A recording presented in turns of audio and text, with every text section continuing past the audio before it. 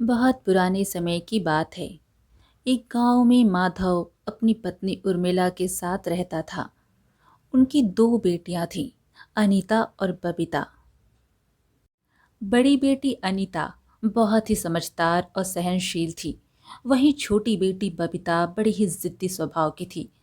माधव का गांव के बीच में ही एक छोटा सा ढाबा था।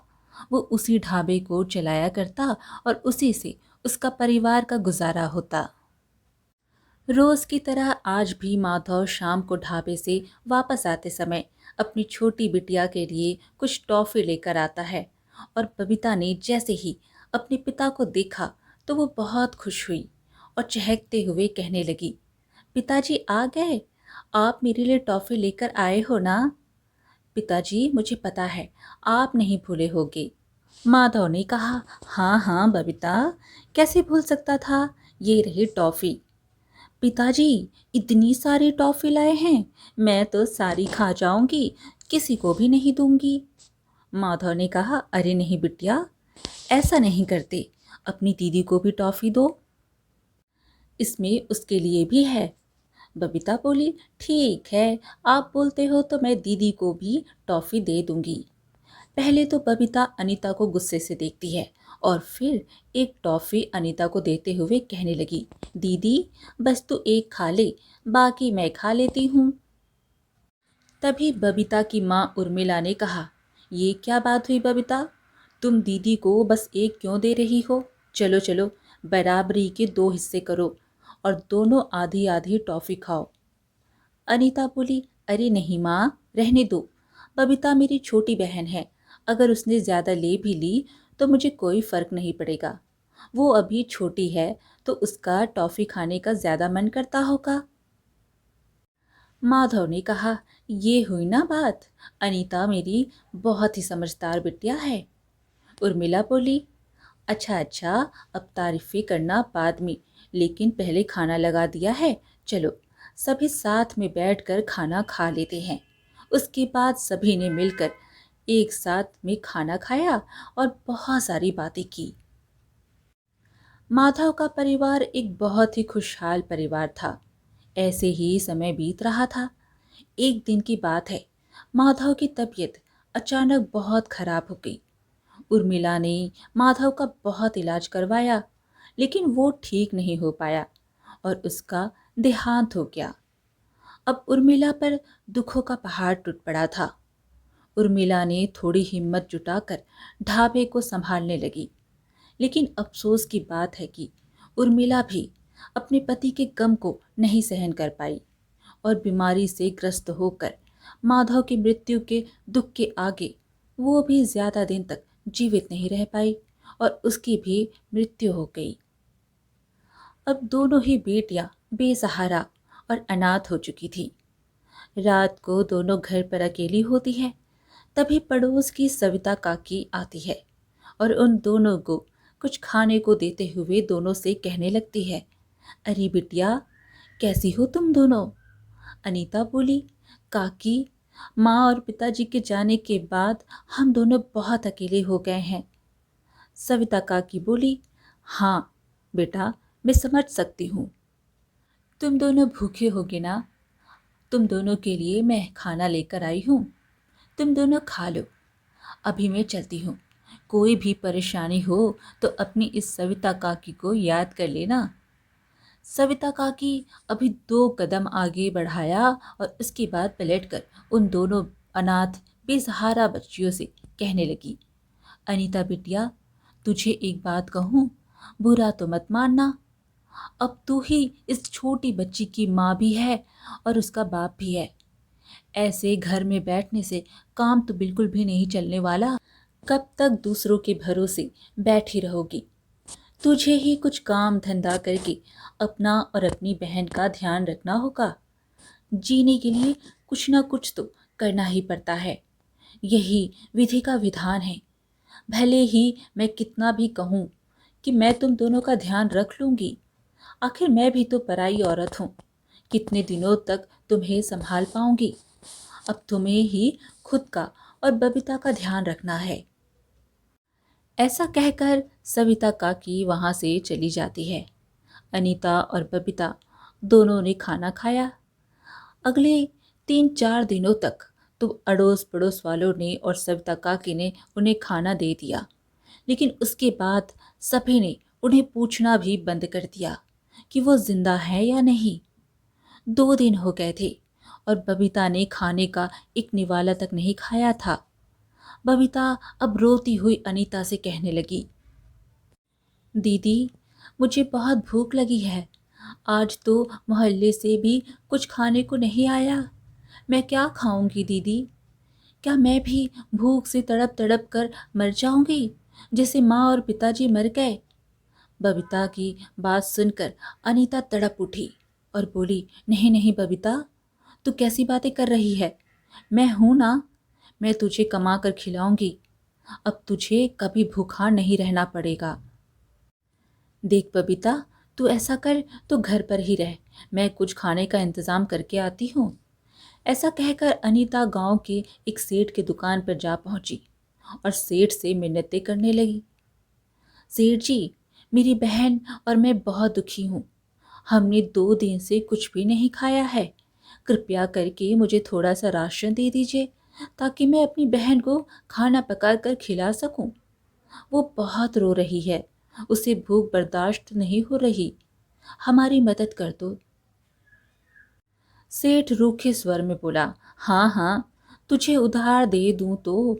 तू कुछ काम धंधा तो करती नहीं है, कहाँ से वापस करेगी मेरे पैसे? मैंने दान देने के लिए दुकान नहीं खोल रखी है, तू कहीं और से ले ली। मैं तुझे कुछ नहीं दे पाऊंगा। अनीता बोली, सेठ जी, बस थोड़ा सा राशन दे दीजिए, इतना कि मैं अपनी बहन को कुछ पका कर खिला सकूं। मेरे ऊपर यह एहसान कर दीजिए सेठ जी। सेठ बोला, अच्छा ठीक है, मैं तुझे 2 मुट्ठी आटा दे देता हूँ, लेकिन अब मत आना मेरी दुकान पर मांगने। ऐसा कहकर सेठ 2 मुट्ठी आटा अनीता को दे देता है। अनीता भी अब 2 मुट्ठी आटा लेकर घर आती है और 2 रोटियां बनाकर थोड़े नमक के साथ अपनी बहन बबीता को देते हुए उससे प्यार से कहती है, बबीता, देख, अभी तू नमक रोटी खा ले, मैं कल से तुझे पक्का बहुत अच्छा अच्छा खाना खिलाऊंगी। बबीता बोली, ठीक है दीदी। दीदी, एक रोटी तू भी खा ले। अनीता बोली, नहीं नहीं बबीता, मुझे भूख नहीं लगी, तू खा ले। तू खाएगी तो मैं समझूंगी कि मैंने भी खा लिया और मेरा भी पेट भर गया। बबीता खाना खा रही थी और अनीता अब अपने मन में ही सोच विचार रही थी, समझ नहीं आ रहा कि मैं क्या करूं, मुझे तो कोई काम भी नहीं आता। पिताजी के जाने के बाद माँ ही ढाबा चलाया करती थी। ऐसा करती हूँ, मैं भी ढाबा चलाने की कोशिश करती हूँ, शायद उससे हम लोगों का पेट भर जाए। अगले दिन अनीता और बबीता दोनों अपने पिताजी के ढाबे पर जा पहुंचती हैं। अनीता ढाबा खोलती है और बबीता को एक तरफ बैठा देती है। ढाबे की साफ सफाई भी करती है। फिर देखती है कि ढाबे में राशन रखा हुआ था। अनीता बबीता से बोली, देख बबीता, ढाबे में राशन रखा हुआ है। मैं ऐसा करती हूँ, माँ की तरह मैं छोले पूड़ी बनाने की कोशिश करती हूँ। मैंने कई बार माँ को छोले पूड़ी बनाते हुए देखा था, क्या पता मैं बना पाऊँ। बबीता बोली, हाँ हाँ दीदी, बनाओ ना, मैं भी खाऊंगी। उसके बाद अनीता अब छोले बनाना शुरू करती है। वो थोड़े से छोले बनाती है, फिर पानी डालकर आटा गूंथती है और 10-12 पूड़ियाँ भी बनाती है। उसके बाद वो छोले पूड़ी बबीता को खाने के लिए देती है। बबीता ने जैसे ही छोले पूड़ी का पहला निवाला खाया तो वो कहने लगी, दीदी, छोले में बहुत मिर्ची है, पानी पानी। अनीता जल्दी से बबीता को पानी देती है। बबीता पानी पीती है और फिर अनीता खुद भी छोले पूड़ी चख कर देखती है और चखने के बाद कहने लगी, बबीता, तू सच कह रही है, छोले में तो सचमुच बहुत ज़्यादा मिर्ची हो गई है और गरम मसाले का स्वाद भी अच्छा नहीं आ रहा।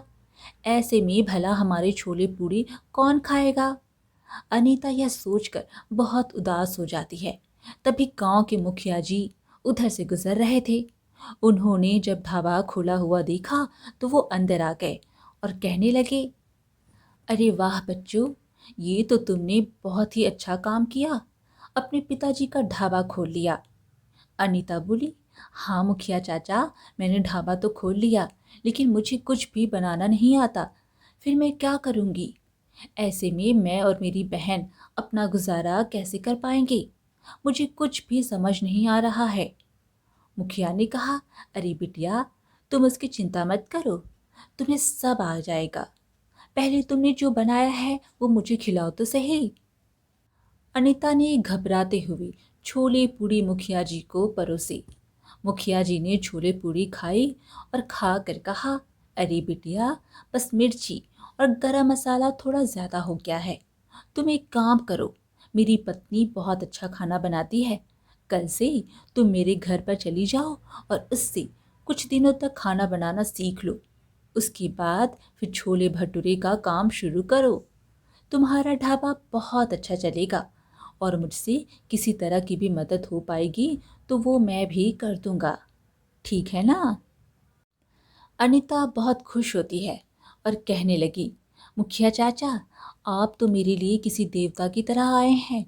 मुखिया चाचा, मैं कल से ही चाची के पास जाकर सारा खाना बनाना सीख लूँगी और फिर मैं अच्छा अच्छा खाना बनाया करूँगी। धन्यवाद, आपने मेरी मदद करने के बारे में सोचा। आप बहुत अच्छे हैं। फिर अगले दिन अनीता मुखिया जी के घर पहुंची तो मुखिया जी की पत्नी बोली, अरे आओ आओ अनीता बेटी, मैं तुम्हारा ही इंतज़ार कर रही थी।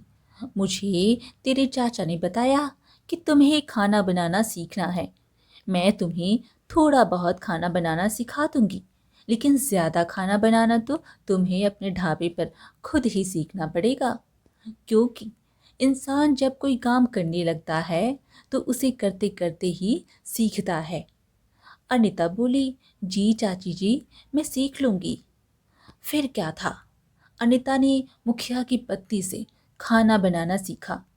कई बार उसका हाथ जल जाता और कई बार उससे खाना नहीं बन पाता, लेकिन उसने कड़ी परिश्रम की और कुछ दिनों के बाद ढाबे पर छोले पूड़ी चावल और खीर बनाकर उसने बेचना भी शुरू कर दिया। एक ग्राहक ढाबे पर आया और कहने लगा, अरे अनीता बिटिया, ज़रा मुझे भी छोले चावल और तेरी खीर तो खिला। मैंने सुना है कि तू बहुत बढ़िया खाना बना रही है, तेरे पिताजी से भी अच्छा।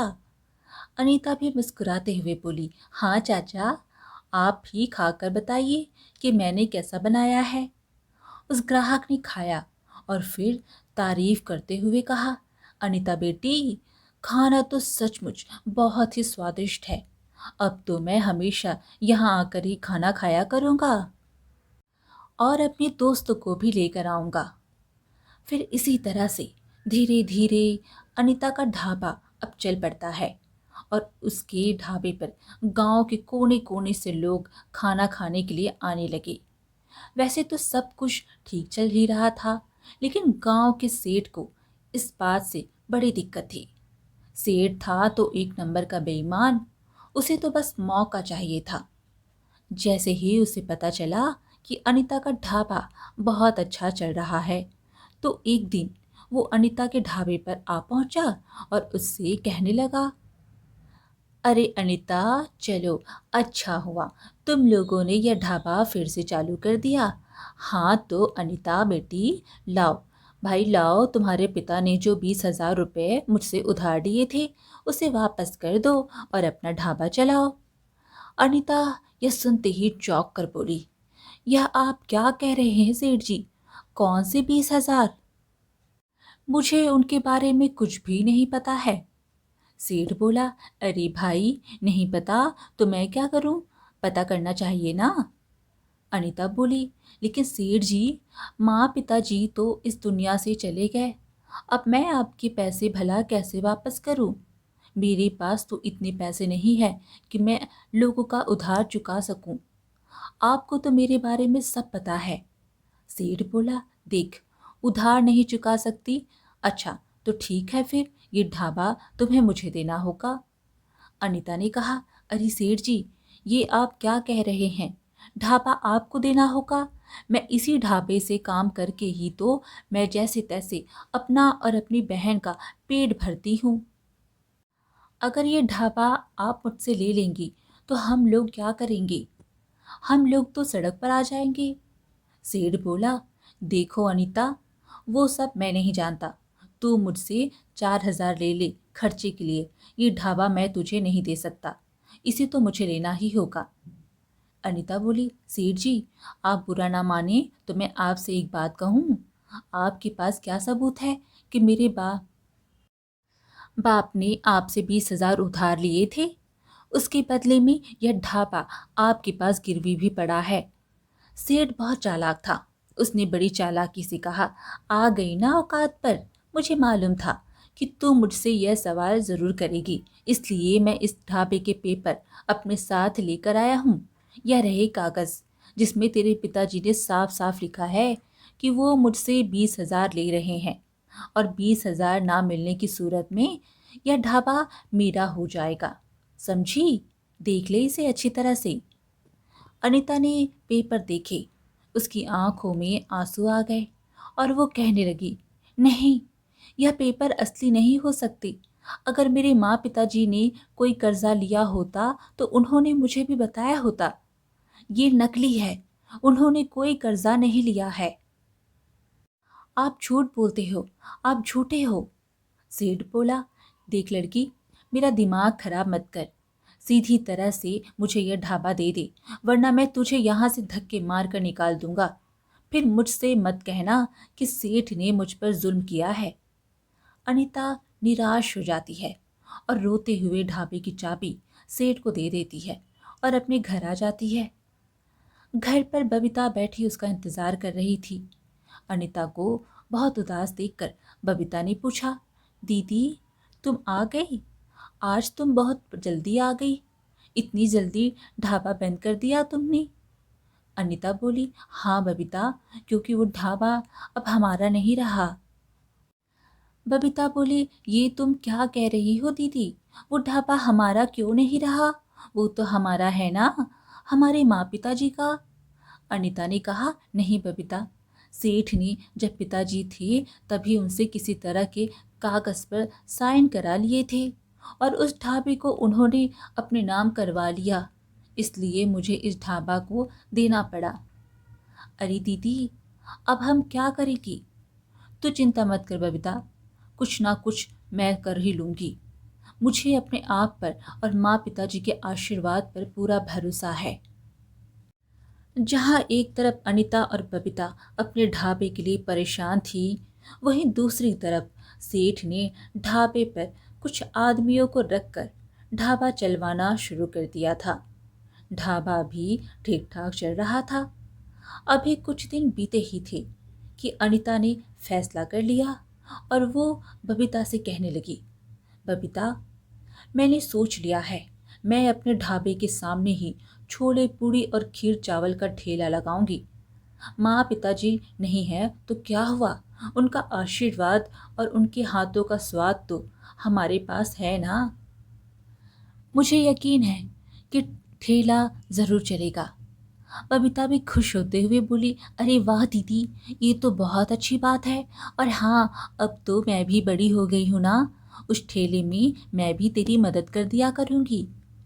अनीता बोली, हाँ बबीता, तो सही कह रही है, हम दोनों मिलकर ठेला चलाएंगे। और फिर अनीता ने कुछ बचे हुए पैसों से अगले दिन एक ठेला किराए पर ले लिया और अगले दिन छोले पूड़ी चावल और खीर का ठेला लगा लिया। अनीता ने सारी चीजें बनाई। ठेले के सामने उसने कहीं से सेकेंड हैंड कुर्सियां लाकर लगा दी और एक टूटा सा टेबल भी रिपेयर करवा कर लगा दिया। गांव वालों ने देखा कि अनीता ने इतनी मेहनत करके ठेला लगाया है तो वो खुश हो गए और एक गांव वाले ने कहा, अरे भाई, देख रहे हो, अनीता ने ठेला लगा लिया है। हाँ भाई, अनीता के हाथों में सचमुच जादू है। देखो तो, खुशबू यहाँ तक आ रही है। चलो चलो, हम उसके ठेले पर खाना खाते हैं। उन लोगों ने अनीता के ठेले पर खाना खाया। इसी तरह अनीता का ठेला बहुत अच्छा चलने लगा। इसी तरह से धीरे धीरे अनीता ने उस जगह पर एक छोटा सा ढाबा बना लिया। अनीता का ढाबा बहुत अच्छा चलने लगा। वहीं दूसरी तरफ सेठ का ढाबा चलना बंद हो गया। एक दिन सेठ के ढाबे पर काम कर रहे एक आदमी ने सेठ को कहा, सेठ जी, अगर ऐसा ही चलता रहा तो हमारा ढाबा बंद हो जाएगा। सेठ चौंक गया और पूछने लगा, अरे बंद हो जाएगा, लेकिन क्यों भला? उस आदमी ने कहा, क्या बताऊं सेठ जी, वो अनीता है ना, उसने हमारे ढाबे के सामने ठेला लगा लिया है। यह तो आप जानते ही हैं, लेकिन अब धीरे धीरे करके उसने उस ठेले को ढाबे में बदल लिया है और उसका ढाबा बहुत अच्छा चलता है। उसका खाना भी बहुत सस्ता है, इसलिए लोग वहीं जाना पसंद करते हैं। सेठ बोला, ओ अच्छा, ऐसी बात है, ठीक है, उस लड़की का मुझे कुछ ना कुछ तो करना ही होगा। तुम जाओ, उसका इंतजाम हो जाएगा। फिर सेठ ने दो बेवकूफ बदमाशों को किराए पर रखा और उन्हें पैसे देते हुए बोला, देखो, तुम दोनों को अनीता का ढाबा जलाना है, जाओ और उसके ढाबे पर मिट्टी का तेल डालकर आग लगा दो। तुम्हें पता है ना, उसका ढाबा मेरे ढाबे के सामने ही है। दोनों बदमाशों ने कहा, हाँ हाँ सेठ जी, हमको पता है, अब चिंता मत कीजिए, काम हो जाएगा।